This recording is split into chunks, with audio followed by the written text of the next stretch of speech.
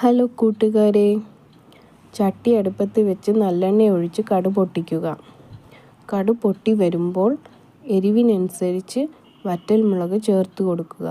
തുടർന്ന് ഒരു ചെറിയ കഷ്ണം ഇഞ്ചിയും അതുപോലെ തന്നെ 2-3 അല്ലി വെളുത്തുള്ളിയും ചേർത്ത് കൊടുക്കുക. തുടർന്ന് ഒരു മീഡിയം വലിപ്പമുള്ള സവാളയും 2 മീഡിയം വലിപ്പമുള്ള തക്കാളിയും ചേർത്ത് നന്നായി വഴട്ടിയെടുക്കുക. വഴണ്ട ഈ മിശ്രിതം തണുക്കാനായി മാറ്റി വയ്ക്കുക. തണുത്ത ശേഷം ഒരു മിക്സിയുടെ ജാറിൽ ഇടുക. തുടർന്ന് ആവശ്യത്തിന് ഉപ്പും ഒരു നുള്ള് പഞ്ചസാരയും. പഞ്ചസാര ഇടണമെന്ന് നിർബന്ധമില്ല, ഇട്ട് കൊടുത്താൽ നന്നായിരിക്കും. നന്നായിട്ട് അരച്ചെടുക്കുക. അടിപൊളി ടേസ്റ്റി തക്കാളി ചമ്മന്തി റെഡി.